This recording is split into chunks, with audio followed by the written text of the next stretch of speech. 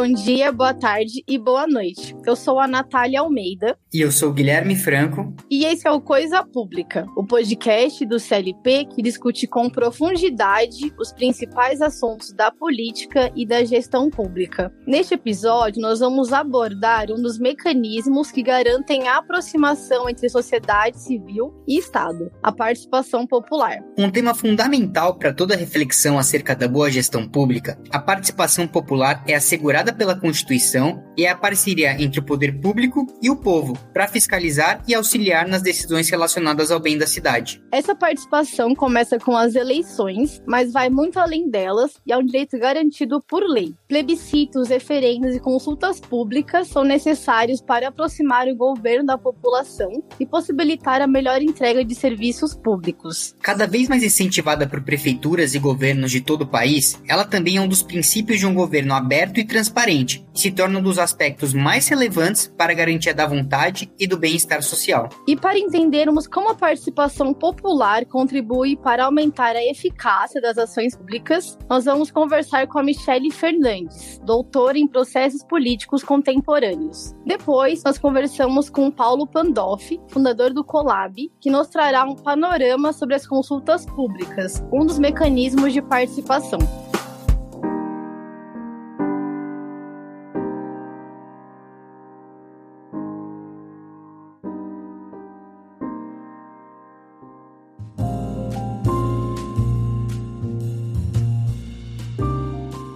Olá pessoal, dando continuidade aqui ao nosso podcast, a gente está agora recebendo aqui a Michele Fernandes, pesquisadora do Instituto de Ciência Política da UNB, a Universidade de Brasília. Michele, quero agradecer mais uma vez a sua presença e já vou abrir com aquela nossa pergunta padrão do Coisa Pública. Quem é você no Estado Democrático de Direito? Olá pessoal, eu sou pesquisadora de políticas públicas já há bastante tempo. No Estado de Direito eu tento contribuir entendendo o processo das políticas públicas, principalmente das políticas sociais. E nos últimos 7, 8 anos, mais ou menos, eu tenho me dedicado com mais intensidade a olhar para as políticas de saúde, olhar para o processo das políticas de saúde de uma forma geral. Esse é o meu lugar no Estado de Direito.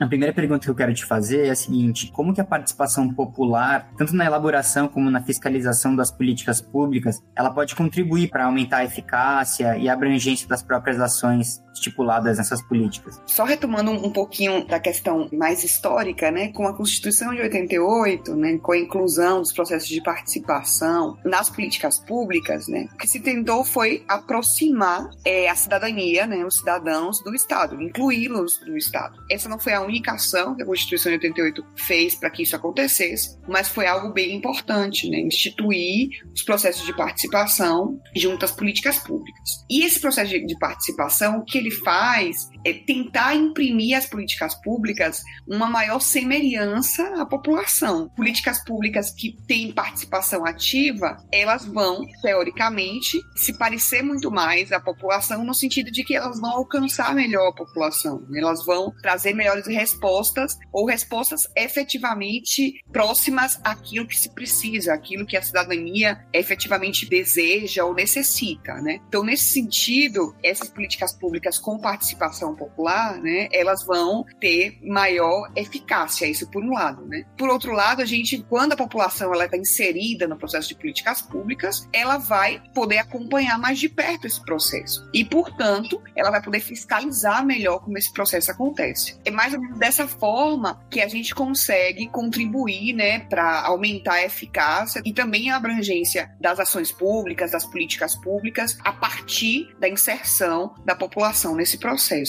Michele, quais são as principais mudanças que essa participação gera, então, no processo democrático? No processo democrático, essa participação ela vai inserir a cidadania nas políticas públicas. Quando a gente fala de democracia, né, a gente pode se limitar a pensar simplesmente na população como aqueles atores que votam. O sistema é democrático porque os cidadãos eles podem votar e eles podem se candidatar para serem votados. Mas hoje, quando a gente fala de democracia, democracia, né, a gente vai além disso, principalmente quando a gente pensa em qualidade da democracia. Uma democracia de qualidade, para além dessa concepção minimalista da democracia, né, do processo eleitoral, tem diversos outros fatores, e um deles é a participação efetiva da população nesse processo democrático. Então, quando a gente cria canais de participação da cidadania no processo de políticas públicas, de uma forma geral, a gente está melhorando a qualidade da democracia naquele contexto, né, naquele sistema, né? Essa seria a mudança efetiva, digamos assim, né? Quando a gente permite que existam canais de participação da cidadania no processo democrático, né, a gente está consolidando ou aprofundando a qualidade da democracia naquele sistema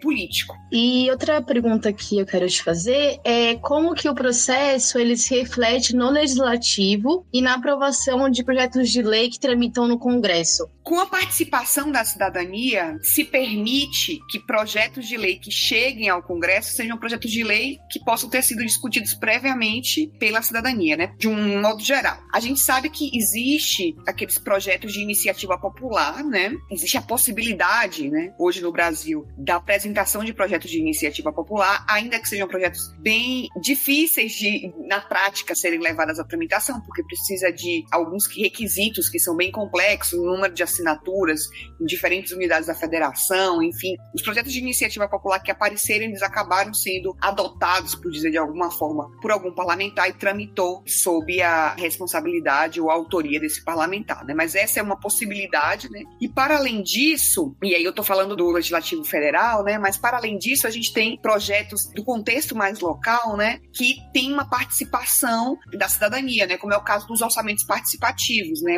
A gente sabe que os legislativos locais, eles votam esses orçamentos, né? Quando a gente fala de orçamento municipal, por exemplo, mas esse orçamento, ele pode ser, uma fatia dele pode ser pensada pela cidadania. Olhando para o legislativo, né? Para além das propostas que envolvem o executivo, né? Porque a gente sabe que as políticas públicas de educação, de saúde, elas precisam ser debatidas nos conselhos municipais, estaduais e inclusive federais de saúde, né? Ou de educação. Para falar dos mais importantes, a gente também tem outros conselhos. Com aquilo que chega no legislativo, um excelente exemplo é esse exemplo do orçamento participativo, né? Legal, Michele. Eu até tinha separado uma pergunta aqui, mas eu acho que até você já conseguiu abordar esse assunto de como que os governos podem incentivar mais a participação desse debate. Eu queria te perguntar, complementar essa pergunta, como que a sociedade civil e como que o terceiro setor também podem contribuir com essa participação popular, né? O que a gente pode fazer para contribuir nesse sentido? Eu acho que a sociedade civil, o terceiro setor, ele pode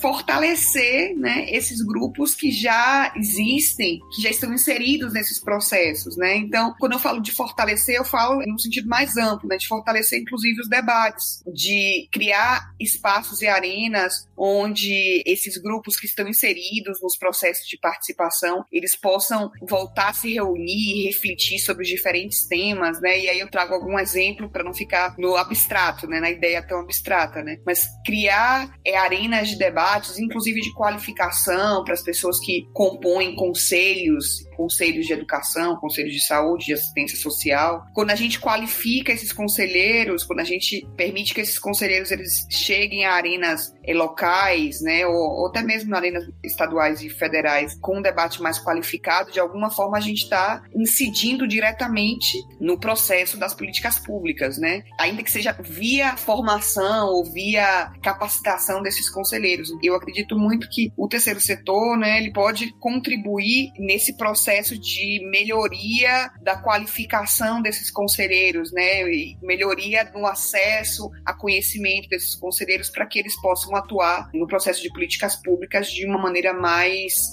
empoderada, né, dos temas que eles estão trabalhando e com mais acesso a conhecimento e a como funcionam os processos de políticas públicas.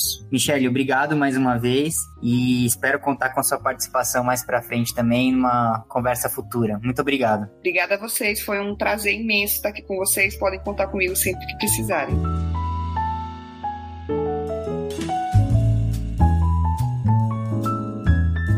Oi, Paulo, bom dia. Para começar nossa conversa, então, como é a sua primeira vez aqui no Coisa Pública, nós queremos saber quem é você no Estado Democrático de Direito. Bom dia, Natália. Eu sou o Paulo, sou pernambucano e há mais ou menos uns quase 9 anos atrás iniciei uma jornada fundando uma GovTech chamada Colab e que tinha o objetivo de conseguir, através do digital, melhorar e estruturar a relação do cidadão com a gestão pública. Legal, Paulo. É um prazer te receber aqui no Coisa Pública. E para começar a nossa conversa, eu acho que vale a gente contextualizar o que são as consultas públicas, né? Eu acho que é importante a gente trazer um panorama de como elas funcionam e por que elas são importantes para fortalecer a democracia, para fortalecer a gestão pública. Então, você pode contar para a gente um pouquinho como que é? Consulta pública nada mais é do que um mecanismo de participação social, que tem um caráter consultivo, tem uma definição de prazo e um recorte territorial onde todas as pessoas daquele território, de um território específico, podem participar, contribuindo sobre determinado assunto que envolva a agenda pública, né? E o grande objetivo é trazer essa participação do cidadão justamente para conseguir ter a formulação, a definição de políticas públicas de uma forma mais assertiva, democrática. Existem diferentes formatos, enfim, da consulta pública, mas esse é a ideia macro sobre consulta pública. E até você falou que tem vários formatos, né? Você pode falar pra gente quais são alguns deles, olhando para o lado digital, a pandemia, como que as redes sociais, a comunicação pública fortaleceu, então, as consultas públicas? Com certeza, o avanço da tecnologia, da transformação digital, governo digital, foi fundamental para a ampliação da participação em consultas públicas no formato digital. E a partir daí, a gente consegue ter diferentes formas de consultar a população. E eu vou fazer um recorte aqui em 3 níveis de consulta, que é um pouco da forma que a gente trabalha também no Colab. Consultas simples, a gente chama nível 1, aquela consulta do sim, não, concordo, discordo, escolhas fáceis,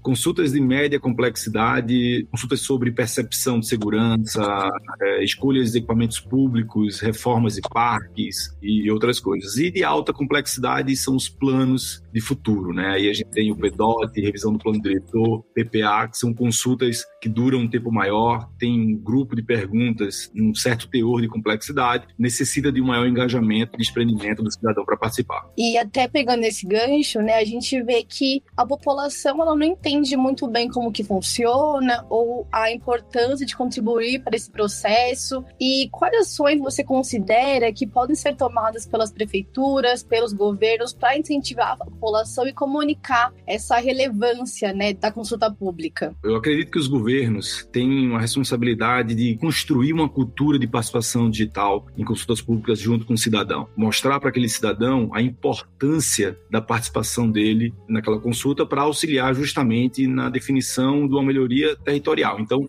mobilizar e engajar o cidadão para ele ter essa consciência é muito importante. E existem algumas formas de tentar chamar ele para participar. Por exemplo, regiões com menos acesso à internet, smartphone, pessoas que não têm o conhecimento sobre o que é uma revisão de um plano diretor, um PPA. A prefeitura pode criar tendas, vans que levem pessoas, os consultores, com tablets ali para acolher aquela informação daquela população e aproveitar naquele momento, inclusive ensinando aquela pessoa a importância da participação dela. Além de palestras, escolas, universidades, comunidades também, super importante para mostrar. Cidadão, você tem um poder, a sua voz é importante, a voz do coletivo é importante. Dessa forma a gente vai trabalhar de forma muito mais assertiva para o seu bem-estar. Para termos uma ideia, quais que podem ser os ganhos políticos, os ganhos para os gestores públicos e os ganhos para a população nesse processo de consulta pública? Eu vou aproveitar e vou trazer para essa resposta também justamente a importância dos dados também para a gestão. Vou trazer um pouco do jargão tecnológico,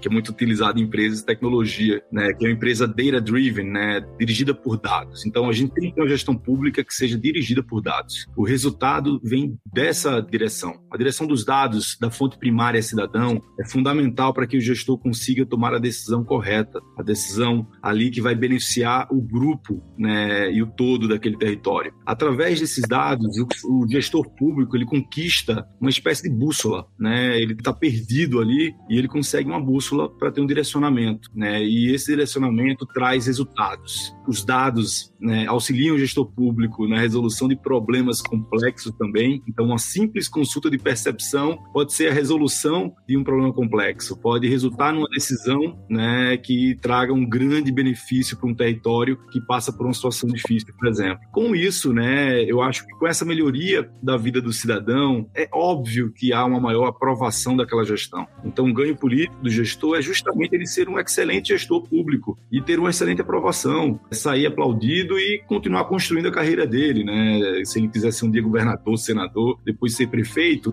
ele vai ter ali realmente um histórico muito importante para aquele território, né? Então esse é o ganho, acredito que político, né, que passa por isso, né? Passa por conseguir entregar uma melhor vida, uma qualidade de vida para ele através das políticas públicas assertivas ali dentro. Não, perfeito. Eu acho até que para o CLP, né, a gente tem muito essa cultura de dados, a gente está sempre discutindo a importância dos dados e evidências, então eu acho que a relação das consultas com esse fortalecimento é muito importante, ainda mais vendo que no Brasil ainda a cultura está caminhando, né, de ter uma transparência, ter um dado. Enfim, eu acho que tem muito uma conexão entre eles.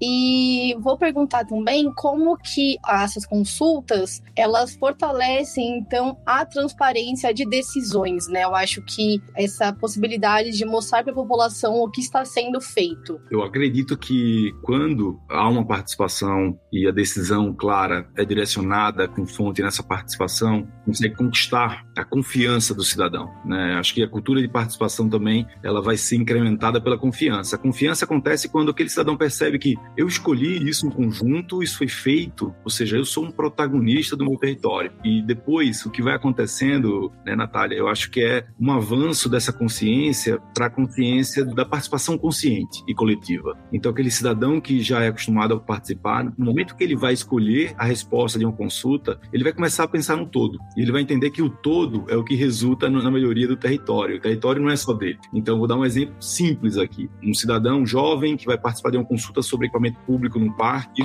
percebe que existe uma necessidade do parque melhorar a área, né, de crianças, né? E tem a opção dele escolher no campo de futebol. E ele pode abdicar dessa escolha que vai ser melhor para ele, para entender que existe ali, né, um grupo de crianças que quer, né, um parquinho para as crianças seria mais importante do que esse campo de futebol. Então é esse momento em que ele tem o pensamento empático coletivo, né? Ele pensa não somente nele, mas no coletivo. E ele vai entender que essa qualidade de vida entregue para o todo vai melhorar a vida dele também. Então isso é muito importante nesse processo. E aí daí vem um pouco da lógica do voto consciente, né? A importância do voto e da participação. O voto é fundamental para a decisão de quem será no futuro presidente do país, né? Não posso abdicar disso e pensar que ele não tem valor. Ele tem muito valor, ele tem muito peso, e a minha decisão é o que vai realmente direcionar também, em conjunto, claro, o futuro do país. E, Paulo, como que é o envolvimento do Colab com essas consultas? Eu vi que vocês têm um guia também, né? Então, como que funciona o trabalho de vocês nesse sentido? A gente tem um grande pilar no nosso programa para entidades públicas, não somente prefeituras, que é o pilar da cultura de participação digital. Nesse pilar a gente trabalha muito forte a criação da cultura interna, mostrando para os diretores, coordenadores, secretários das diferentes pastas a importância de perguntar ao cidadão, de ter o dado do cidadão para tomar decisões das agendas de cada um. Eu acho que despertar no gestor público bastante essa lógica do gestor cidadão. O gestor precisa perguntar para o cidadão e ele precisa participar. E também, claro, a cultura de participação para fora, para o próprio munícipe, né? E a partir daí, jornadas, né, para que ele participe de diferentes formas, iniciando uma jornada de consciência, então aquela consulta mais simples, de engajamento. O primeiro contato com uma consulta pública, participei rápido, mas a minha participação resultou numa decisão, às vezes a mudança do nome de uma rua, uma simples pergunta que o cidadão concorda, na outra semana há aquela mudança e o cidadão se sente contemplado e protagonista daquela mudança, né? A partir daí, né, as consultas de média complexidade e de alta complexidade vão sendo entregues likes. Então a gente tem, né, um pouco dessa jornada de consciência ali, né, do cidadão. E a partir daí a gente consegue estabelecer esse relacionamento nesse eixo de consultas públicas, e a gente tem os dois atores ali, tanto os gestores públicos como o próprio munícipe, de uma forma ativa, né, constante, e a gente consegue construir uma gestão muito mais colaborativa em conjunto com esses dois atores. Bom, para terminar então, eu queria ver a sua opinião sobre como as consultas, se elas podem, né, reverter essa atual crise de representatividade da democracia brasileira. Você acha que elas são capazes de fazer isso? Sem menor dúvida. Eu acredito que com esse fomento, né, o aumento dessa cultura de participação, as entidades públicas, os governos estaduais, né, o governo federal, governos municipais principalmente, estimulando a sua população para cada vez mais participar das decisões, né, que serão feitas, as políticas públicas serão implementadas no território. Eu acredito que dessa forma, né, a gente entregue, né, conquiste essa consciência da importância da participação, do voto, da democracia, né. Eu preciso construir um território, né, em conjunto com as outras pessoas, de uma forma onde as pessoas tenham sim, né, o poder, a opinião delas sejam consideradas. Então a democracia passa por tudo isso. Algumas cidades brasileiras estão bastante avançadas nesse âmbito das consultas públicas, e realizando consultas que existem até participação de 30 mil pessoas em mais ou menos uma semana, né? Isso é algo muito importante, e o benefício que essas gestões, né, estão tendo, eu acho que vai inspirando outras gestões a valorizarem essa agenda e valorizarem as consultas públicas. E aos poucos a gente vai conquistando cada vez mais o engajamento nacional e fortalecendo a nossa democracia. Muito boas suas respostas. Acho que nosso intuito realmente é comunicar, né, a importância disso, chegar em mais pessoas e mais gestores, para realmente fortalecer essa cultura, deixar a coisa fluir, né? Então, eu acho que essa presença aqui é muito importante para deixar claro de como funciona esse processo e tudo. Então, acho que eu estou contemplada. Você quer falar mais alguma coisa sobre o tema, ou você acha que já conseguiu passar por tudo que você considera importante? Eu acredito que a gente conseguiu passar por tudo aqui. Esse é um tema o qual ele é muito importante para o futuro do nosso país, né? Educação cidadã, educação política passa, né, por essa cultura de participação. A consulta pública é um mecanismo, né, fundamental, e que a gente precisa realmente ter o foco no cidadão no centro. Então, quando a gestão pública tem um foco no cidadão, ela vai conseguir justamente construir uma cidade melhor para o cidadão. Então, ninguém melhor do que o próprio cidadão para definir o que ele precisa, né? Então, a gente precisa muito dessas consultas para isso. É isso, então agradeço aí a atenção, né? É um prazer imenso estar aqui, né, participando desse podcast aqui também com vocês.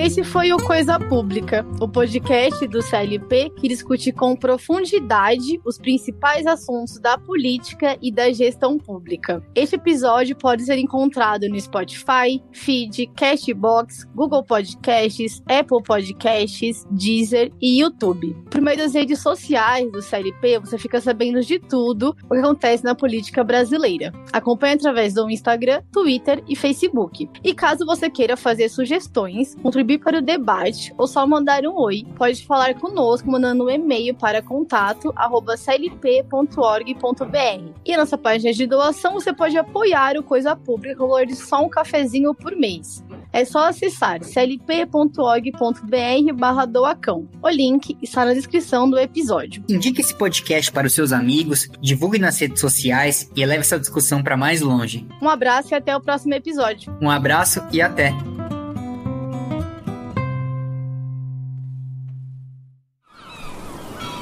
Este podcast foi editado pela Maremoto.